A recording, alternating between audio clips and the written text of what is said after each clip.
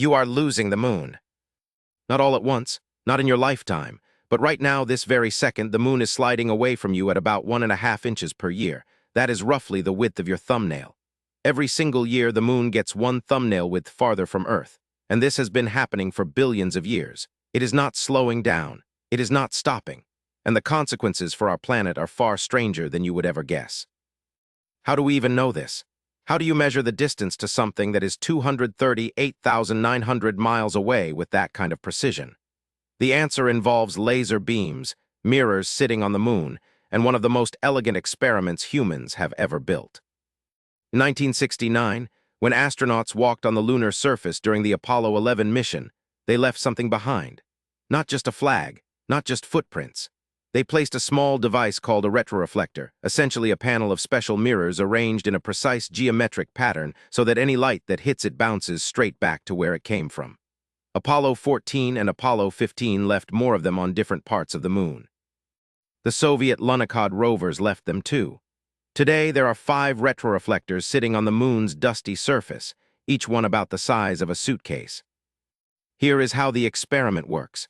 Scientists at observatories on Earth fire an incredibly precise laser pulse at the moon. The beam travels through the atmosphere, crosses the 250,000 miles of vacuum, hits one of those tiny reflectors, and bounces straight back. The round trip takes about 2.5 seconds. By measuring that time down to billionths of a second, you can calculate the distance to the moon with an accuracy of just a few millimeters. This is not a one-time measurement. It has been running continuously for over 50 years. The McDonald Laser Ranging Station in Texas was one of the first to fire regular pulses at the lunar reflectors. The Observatoire de la Côte d'Azur in southern France joined in. So did stations in Australia, Germany, New Mexico, and Hawaii. Every single pulse they fire confirms the same result. The moon is moving away at 3.8 centimeters per year. That is 1.5 inches, your thumbnail, year after year after year. But why? What force is pushing the moon outward? The answer is gravity, but not the way you might think. It is not some invisible hand shoving the moon into deep space. It is a slow, elegant tug-of-war between Earth's rotation and the moon's orbit, and the rope in this tug-of-war is the ocean. Here is what happens. The moon's gravity pulls on everything on Earth, the rock, the air, and especially the water, because water can move freely. This pull creates 2 bulges in the ocean. One bulge forms on the side of Earth closest to the moon, where the gravitational pull is strongest. The other forms on the far side, where the pull is weakest, but the centrifugal effect of the Earth-Moon system's rotation pushes water outward. You experience these bulges as tides. Twice a day, your local coastline feels the pull. But here is the detail that changes everything.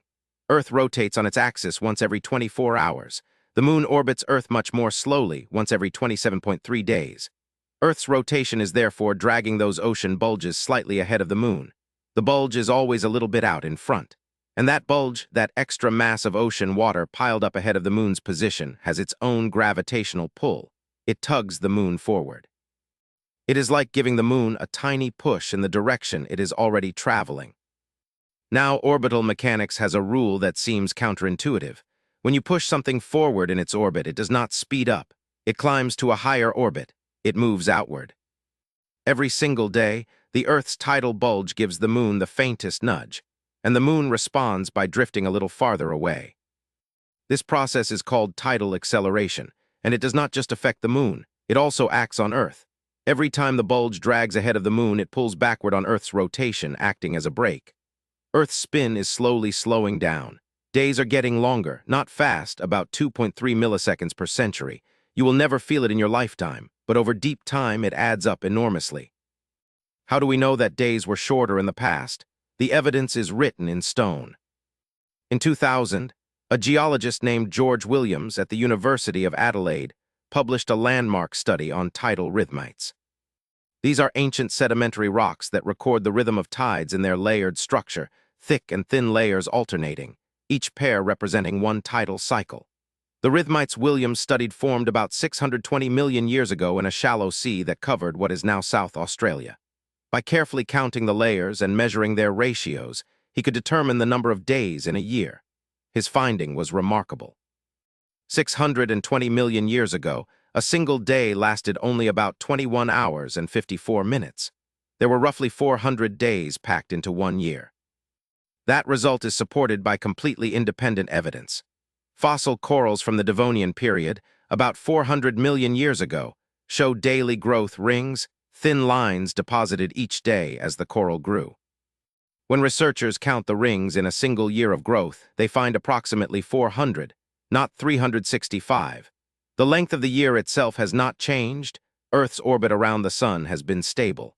But the days were shorter, so more of them fit inside 1 year. If days were shorter, the moon was closer, much closer. In the earliest period after the moon's formation, it may have been only 10,000 to 15,000 miles away, instead of today's 238,900. Picture that. If you could stand on the surface of the early Earth and look up, the moon would not be the small, bright disk you know. It would be enormous. It would dominate the sky in a way that no human has ever witnessed. The tides back then would be almost beyond comprehension. At that distance, tidal forces scale up enormously. The ocean would not creep in and out gently along the shoreline. It would surge across entire continents. Tidal waves hundreds of feet high would sweep inland twice a day, reshaping coastlines with every cycle. The early Earth was a violent, churning, flooded place, and the closeness of the moon was a major reason. So the moon has been drifting outward for 4.5 billion years. Will it ever stop? Yes, eventually, but the timeline is so vast it barely fits in your mind. About 50 billion years from now, the Earth-Moon system would reach what physicists call double tidal lock. Today, the moon is already tidally locked to Earth, which is why we always see the same face. In a double tidal lock, Earth would also become locked to the moon. The same hemisphere of Earth would permanently face the moon. One side of the planet would see the moon hanging motionless in the sky at all times. The other side would never see it at all. Earth's day would stretch to roughly 47 of our current days. Tides as we know them would cease. The moon would stop drifting. But there is a catch. The sun will not wait 50 billion years. In about 5 billion years, the sun will exhaust its hydrogen fuel, swell into a red giant, and expand beyond the orbit of Earth. Our planet will either be engulfed or stripped down to its scorched molten core. The Earth-Moon system will never reach that final equilibrium because the sun will destroy both of them first. Which means something remarkable. We are living in the golden age of the Earth-Moon relationship. Right now, the moon is close enough to stabilize Earth's axial tilt at about 23.5 degrees. Without the moon's gravitational anchor, Earth's tilt would wander chaotically over millions of years, swinging from 0 to 85 degrees. Seasons would become extreme and unpredictable. Climate would oscillate wildly. The stable, gentle seasons that allowed complex life to evolve, those exist because the moon holds Earth steady. The moon is close enough to drive tides that may have helped catalyze the chemistry of life itself, churning minerals and organic molecules in tidal pools along ancient coastlines. It is close enough to light the night sky, guiding migrating animals and influencing the cycles of countless species. And every year, without fail, it steps one thumbnail width farther away. You do not notice it. No human being alive will ever notice it. But your deep ancestors, the ones who lived hundreds of millions of years ago, would have looked up at a very different night sky. A bigger moon. A closer moon. A moon so bright and so large that it would have felt like it was pressing down on the world. The moon is drifting away from you. It has been drifting since the moment it was born, likely from a cataclysmic collision between the young Earth and a Mars-sized body called Theia about 4.5 billion years ago.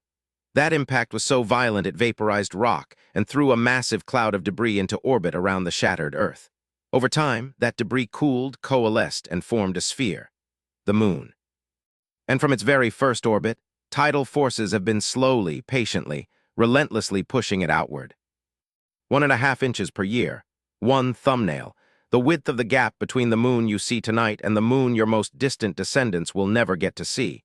It is not a disaster. It is not a crisis. It is the quietest, slowest farewell in the history of the solar system. And you are living through it right now.